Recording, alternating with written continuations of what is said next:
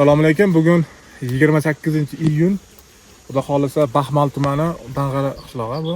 Dang'ara qishlog'idamiz. Demak, mana bu ko'rsatib ko'rib turgan gilos navilar bu staccato navi.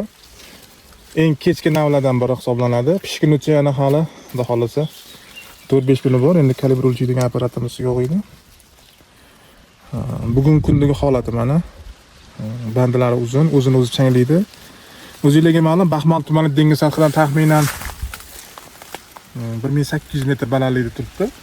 Shu holatdagi bugungi kunning giloslarning holati ko'ramiz. Yana keyingi daraxtlarni ham ketdik.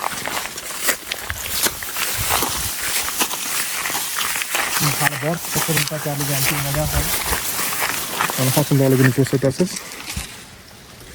Endi bu aynan O'zbekistonda salqin hududlariga mos tushadigan gilos navi hisoblanadi. Shuning uchun endi oddiyroq tushuntiramiz. Dengiz sathidan taxminan 700 metr, 800 metr, 1000 metrgacha bo'lgan balandlikdagi joylarga aynan buni xudo xolisa yaxshi tushadi hozir.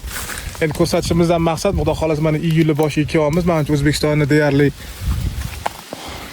90% hududida mevalar tuga bo'ldi, ya'ni gilos mevasi tuga bo'ldi. Hozirgi kundagi holati mana. Eksportga ham bemalol xudo xolisa topish mumkin, hosildorlikni ko'rsatamiz. Mana bular holati mana.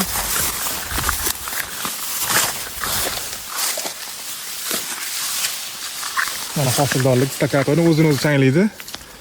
Salqin joylarga juda yaxshi tushadigan narsalar, chunki hali bor pishimi sabab mana hali manbalari to'liq pishmagan nav.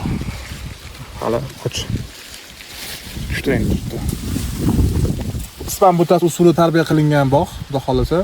Buni ispan butasi ko'p oldinga sotganimizga sabab tez hosil kiradi va mevalar ancha yig'iladi. Mana ispan butasini mana bitta ustunligi, mana ko'rasiz, yon shoxlari holati.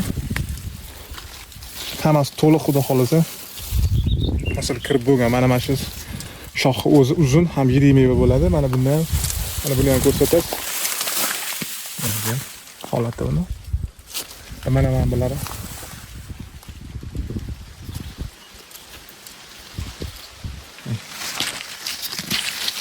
Mevalar xudo xolisa 28 plyusga kelgan o'zi bemalol.